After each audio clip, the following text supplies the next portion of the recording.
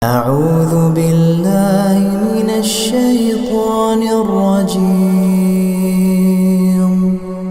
بسم الله الرحمن الرحيم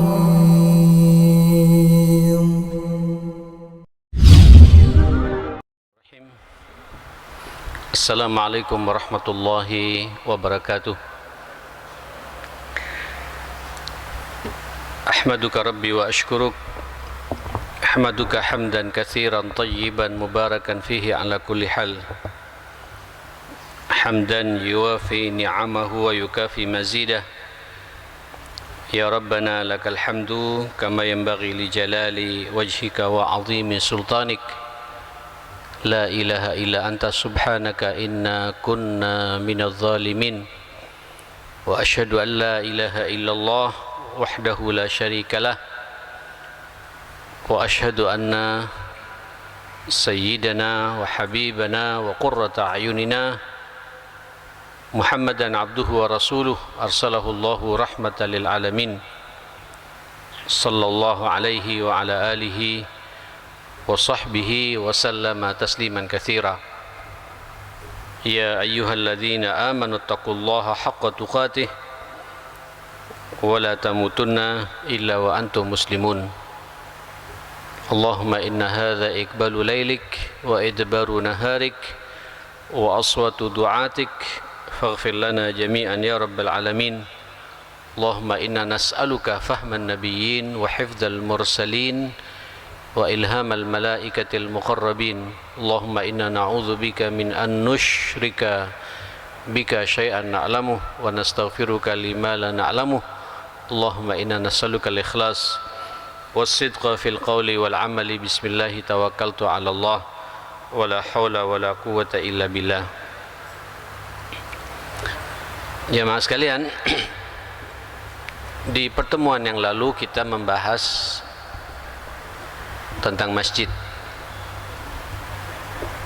rumah Allah, tempat kita sujud, tempat kita beribadah, sekaligus ini juga tempat kita memperkuat persaudaraan di antara kita, karena di masjid kita minimal 5 kali berjumpa dengan saudara-saudara kita satu sama lain. Zuhur berjumpa, nanti asar berjumpa lagi, maghrib macam sekarang kita jumpa lagi, isya juga begitu, dan subuh juga seperti itu. Sehingga konsekuensi dari semua itu, kalau ada satu orang jamaah yang tidak ke masjid satu hari penuh, itu pasti kita merasa ada yang kurang. Kemana saudara kita? At-tafaqqud, dalam bahasa Arab namanya at-tafaqqud, kita selalu mencari, sehingga muncul kepedulian satu sama lain di antara kita. Inilah salah satu kenapa kita diperintah untuk memakmurkan masjid. Sekaligus ini bukti bahwa kita memiliki iman. Di masjid kita bisa beriktikaf, di masjid kita bisa belajar seperti ini, ngaji seperti ini. Di masjid pula kita bisa seharusnya, idealnya jamaah sekalian, di masjid kita tempat kita mencari fatwa. Dan saya berharap ke depan mudah-mudahan mujahidin ini tidak hanya sekedar terjebak dengan rutinitas salat 5 waktu, tapi masjid menjadi pusat peradaban bagi kita semua. Baik, sebelum kita lebih detail lagi membahas masalah ini, mari kita sekaligus mengevaluasi diri. Para ulama mencatat ada beberapa adat, etika, akhlak yang harus kita miliki di saat kita masuk ke masjid ini. Adabul masjid, adab-adab di dalam masjid atau di saat kita masuk ke dalam masjid. Yang pertama,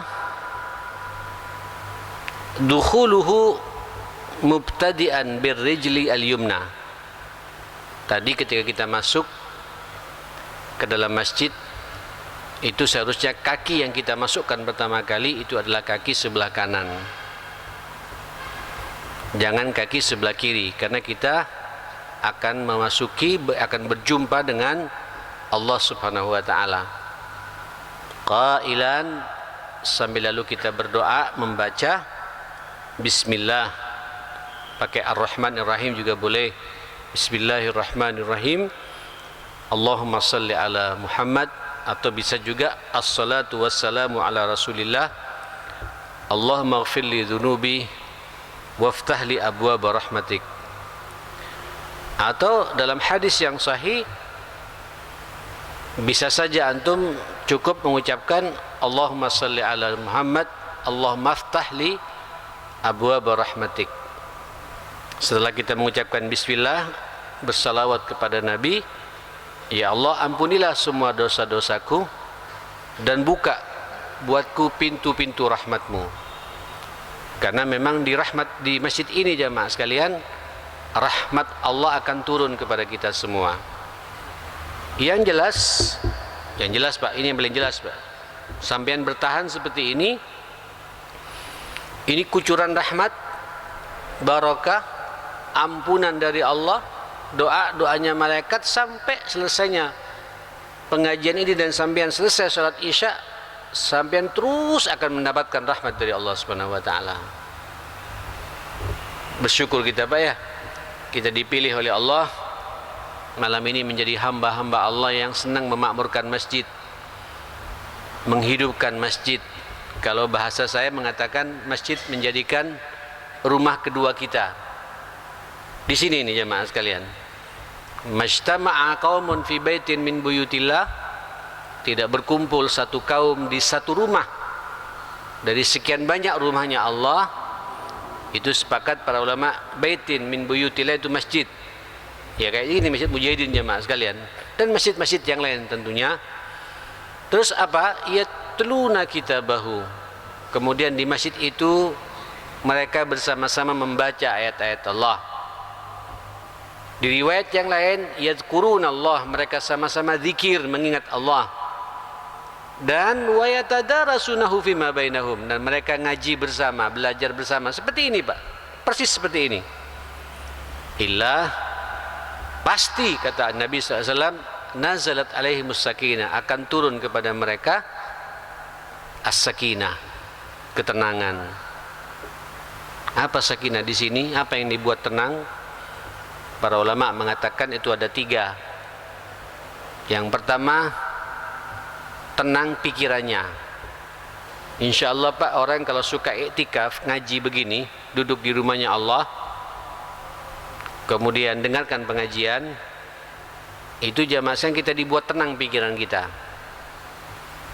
Sakinah ruhiyah. Yang kedua, tenang rohani kita. Dan yang ketiga adalah sakinah jasadiyah, tenang pula fisik kita. Insya Allah Pak, fisik kita, pikiran kita, rohani kita, jiwa kita, semuanya dibuat tenang oleh Allah Subhanahu wa taala. Kalau kita terbiasa duduk di rumah Allah seperti ini Pak, Ibu, ada ibu ya, pada pendengar yang dimuliakan Allah, itu Nabi Pak pernah sekali waktu ketika ngelihat kelompok seperti ini, terus ada sahabat yang sebelah sana baca Quran, yang sebelah sana zikir sendiri, yang sebelah sana sedang sedang iktikaf saja diam gitu. Kata Nabi, itu baik, itu baik, itu baik, kata Nabi. Yang baca Quran sendiri baik, yang sedang zikir itu baik, yang sedang merenung itu juga baik, karena di rumah Allah Pak. Yang ngaji ini sangat baik, pakai sangat Nabi Pak. Dan aku lebih senang kepada yang mereka ngaji di rumah Allah seperti ini. Bu'istu mu'allim, karena aku juga diutus oleh Allah menjadi seorang mu'allim, pengajar. Jadi di antara majlis-majlis yang ada di masjid ini Pak, semuanya baik jemaah sekalian. Cuma yang paling baik yang sampean dengarkan pengajian seperti ini. Saya bilang sama teman-teman mahasiswa itu, Ya, karena mungkin saking hati-hatinya Pak, mereka takut habis hafalannya. Saya pas kaji begini di atas dengan suara Pak, mereka mengapa bagus gitu. Cuma saya bilang, tolong yang di atas turun, saya bilang. Ya, kalau tidak mau turun, ya rendahkan suaranya. Ya, dan insya Allah itu baik, ini juga baik. Tapi ini pengajian ini yang disukai oleh Rasulullah Sallallahu Alaihi Wasallam. Oke, nazalat alaihikum sakinah. Kenapa akan turun kepada mereka sakinah, ketenangan hidup itu Pak? Tenang pikirannya, tenang fisiknya, tenang pula jiwanya dan rohaninya, hatinya. Wa ghasyiyatuhumur rahmah. Nah ini.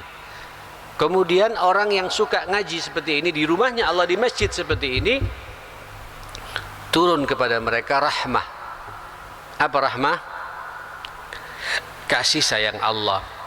Berarti Pak, kita semua dicintai oleh Allah, dirahmati oleh Allah. Kita mendapatkan kasih sayangnya Allah. Kalau Allah sudah menyayangi kita, jemaah sekalian, insya Allah makhluk-makhluk yang lain menyayangi pada kita semua Pak. Malaikat pun juga sayang sama kita semua. Tidak hanya itu, wahaffathumul malaika. Mungkin sampean tidak sadar, malam ini kita sedang dikelilingi oleh malaikat-malaikat Allah Subhanahu wa taala. Dan saya selalu mengatakan, malaikat ketika mengelilingi kita Pak, dalam hadis yang lain di kitab Riyadhus Shalihin cukup jelas itu ya. Innal malaikata tada'u ajnihataha. Para malaikat itu melepaskan sayapnya. Jadi malaikat Pak yang dari langit turun Pak, ngelihat kita bangga, terus melepaskan sayapnya turun ke sini Pak. Terus bergantian Pak malaikat, satu persatu kita yang duduk di sini Pak, semuanya didoakan oleh malaikat Allah Subhanahu wa taala. Apa doanya malaikat? Ya Allah, Allahumma ighfir lahu, ya Allah ampunilah orang ini. Allahumma arhamhu, ya Allah rahmatilah orang ini. Allahumma tub alaih, ya Allah buka pintu pertobatan kepada orang ini. Pak, Ibu, para pendengar dimanapun berada, jadi subhanallah, kita ini didoakan oleh malaikat Pak. Kata para ulama, berarti kita ini sedang berada pada posisi yang sangat terpuji Pak, mulia, dimuliakan oleh malaikat sampai kita didoakan. Satu. Yang kedua, doanya malaikat itu pasti didengar oleh Allah, pasti direspon oleh Allah, karena malaikat tidak punya dosa, malaikat tidak punya salah, maksum. Bangga Pak kepada kita yang ada di rumah Allah ngaji bersama seperti ini. Kenapa? Rumah Allah, rahmat turun dan mendapatkan doanya malaikat. Dan yang paling penting tentunya ini ya Pak sekalian, ini yang kita harapkan semua. Wa dzakarahumullahu fi man indah. Allah Pak menyebut-nyebut nama kita semua, satu persatu sampai disebut oleh Allah Subhanahu wa taala. Dibanggakan oleh Allah. Seraya Allah mengatakan bahwa insya Allah, bukan insya Allah Pak, ini pasti kata Nabi, dosa-dosa kita semuanya akan diampuni oleh Allah Subhanahu wa taala. Tentu jemaah sekalian, di saat sampai masuk ke dalam rumah masjid ini Pak, jangan lupa adabnya. Tata hati, tata keikhlasan. Saya masuk ke masjid ngaji karena Allah. Saya akan berjumpa dengan Allah. Saya akan berkomunikasi dengan Allah lewat salat maghrib tadi ya, tambah salat sunnah ba'diyahnya. Setelah itu ngaji bersama seperti ini. Itu pasti Pak, karunia yang 4 yang saya katakan tadi itu akan kita raih bersama-sama atas izin Allah Subhanahu wa taala. Baik. Yang kedua, adab yang kedua apa? Al-bad'u bi salati rak'ataini tahiyatul masjid. Kalau masih belum qomat Pak, dan sampai ngelihat waktu masih ada 2 menit akan qomat ya, apalagi masih 3 menit, apalagi masih 5 menit, apalagi masih 10 menit, jangan langsung duduk ke masjid Pak. Salatlah apa? 2 rakaat kata Nabi, tahiyatul masjid, sebagai penghormatan terhadap rumah Allah seperti ini. Loh Ustaz, katanya salat sunnah ba'da asar tidak boleh. Ini bukan ba'da asar Pak, sudah maghrib. Hatta ba'da asar pun Pak, kalau sampean tidak disengaja, sampean janjian sama orang, ketemu sama orang, berangkat dari rumah jam 4 sampai sini jam 5, asar masih ada, salat 2 rakaat Pak. Karena sampean masuk ke rumahnya Allah, menghormati rumahnya Allah Subhanahu wa taala. Ini namanya min zawatil asbab. Karena ada sebab-sebab yang memaksa kita untuk salat 2 rakaat. Nah, Saudara, ini penting Pak, banyak di antara kita tidak memahami masalah ini. Idza dakhala ahadakumul masjidah, apabila salah seorang di antara kalian masuk ke dalam masjid, kata Nabi, fala yajlisanna, jangan sekali-kali duduk hatta yusalliya rak'atain, sampai kemudian dia salat berapa? 2 rakaat. Beda Pak kalau kemudian sudah tinggal 15 detik ya, atau tinggal 59 detik, 1 menit. Saya pikir nggak bisa kita ngebut salat sunnah 2 rakaat ya. Ya sudah, berarti kita sudah akan masuk kepada salat wajibnya. Tidak perlu kita salat sunnah ya, setelah tahiyatul masjid langsung kita bergabung dengan apa? Dengan jamaah yang lain untuk melaksanakan salat wajibnya. Pak, salat sunnah tahiyatul masjid kalau dalam kondisi kosong dan kita tidak masuk pada salat wajibnya. Pernah sekali waktu Rasulullah sallallahu alaihi wasallam berkhutbah, Pak. Khutbah Jumat loh ini, Nabi itu khutbah Jumat. Di saat Nabi sedang khutbah memberikan semangat kepada para sahabat, memotivasi sahabat, berbicara masalah iman, takwa, perjuangan dan segala macam, tiba-tiba ada sahabat masuk Pak, terus duduk di tengah-tengah masjid, langsung duduk. Coba lihat bahasa Nabi. Wahai saudaraku yang langsung duduk di masjid, ayo bangun, hormati ini rumah Allah. Jadi khutbahnya diberhentikan sama Nabi Pak. Langsung menegur jamaah yang tidak salat 2 rakaat. Salatlah 2 rakaat. Jadi rupanya ini dari hadis ini jemaah sekalian, salat 2 rakaat lebih utama Pak, untuk daripada kita ingin mendengarkan khutbah Jumatnya jemaah sekalian. Yaitu konsekuensi. Asal kita jangan setiap Jumat seperti itu jemaah sekalian ya. Ini namanya manusia Pak. Kadang-kadang kita terlambat. Saya sering kalau pas lagi bepergian keluar kota nggak ketemu masjid, tiba-tiba ketemu masjid khutbah sudah mulai. Saya masuk, dilihat di dalam masih kosong, saya masuk salat 2 rakaat. Walaupun khutbah, khatib sedang berbicara. Itu sunnah Rasulullah sallallahu alaihi wasallam. Setiap masuk masjid, apalagi dalam kondisi lapang, masih ada jeda waktu, masih cukup lama mau qomat, ya, ayolah salat 2 rakaat. Satu lagi ya akhil karim, antara azan dan qomat itu setelah sampai salat 2 rakaat, masih ada waktu juga Pak, ada sisa masih 2 menit, 1 menit, angkat tangan sampean, berdoa kepada Allah Subhanahu wa taala. Ad-du'a bainal adzani wal iqamati du'aun la yuraddu. Doa antara adzan dan qomat itu doa yang mustahil ditolak oleh Allah Subhanahu wa taala. Apalagi sampean sudah muqaddimi dengan salat sunnah 2 rakaat, Masya Allah, berarti sampean sudah nyambung dengan Allah, tinggal disempurnakan Pak dengan doanya sampai qomat dikumandangkan jamaah sekalian. Baik.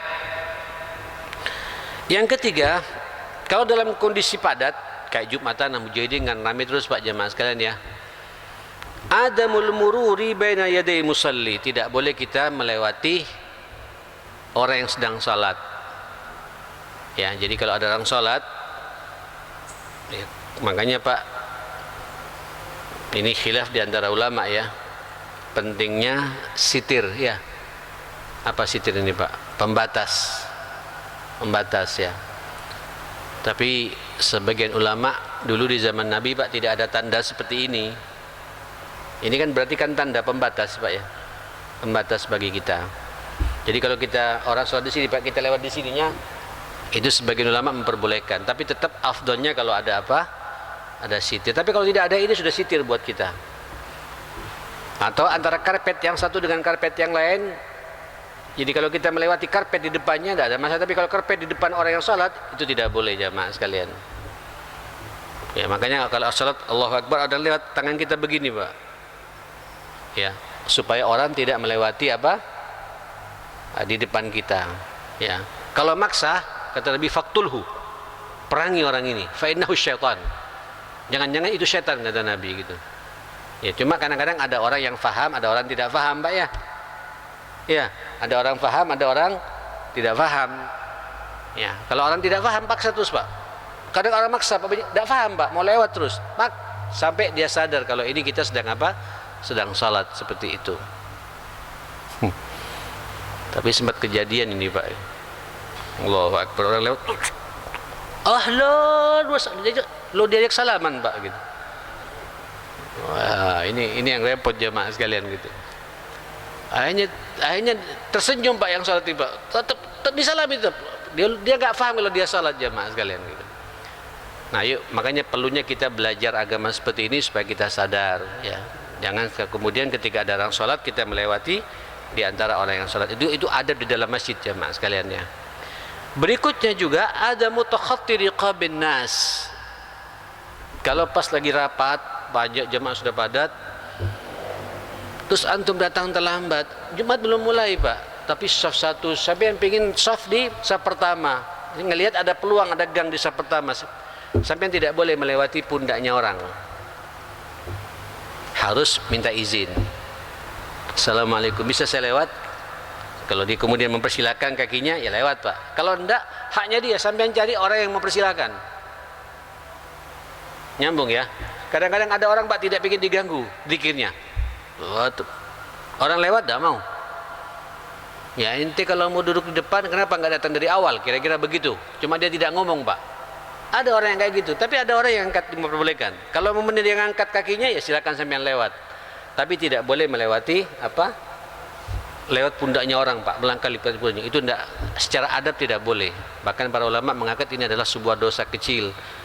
Ya, yang telah dia memporak-porandakan kehormatan saudaranya sesama muslim di dalam masjid, seperti itu. Baik. Berikutnya juga ada memudayaqatil musallin fi shaf. Tidak boleh kita bersempit-sempit. Ya, sebenarnya ikhwatal iman, Allahumma shalli ala Muhammad. Ini sekaligus tidak apa-apa, Pak, kita masuk ya. Di bab-bab pasti masuk ke bab fikihnya juga, Pak. Ini sebenarnya kita salat jamaah sekalian sampai ada istilah tahadzaw bainal manakib. Kemudian ada tambahan wal aqdam. Sentuhkan bahu dengan bahu. Ya, sentuhkan apa? Bahu dengan bahu. Yang penting nempel, Pak.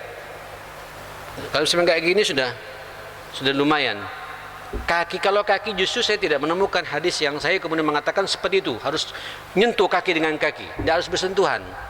Ya, tapi kalau kemudian sampai nikmat bersentuhan ya silakan. Tapi tidak semua. Yang penting yang bersentuhan ini, Pak. Soft itu yang paling bersentuhan apa? Bahu dengan bahu. Al-manakib.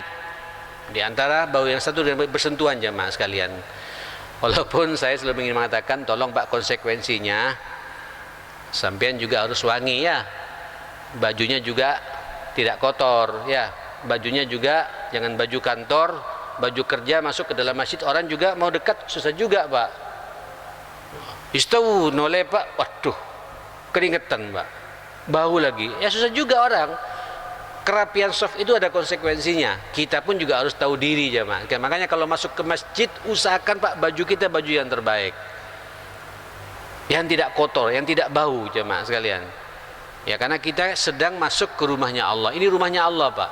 Sampai masuk ke kantor bupati, kantor camat, kantor wali kota, kantor gubernur, pasti menjaga kan baju kita, Pak, yang terbaik. Apalagi di rumahnya Allah Subhanahu wa ta'ala, seperti itu.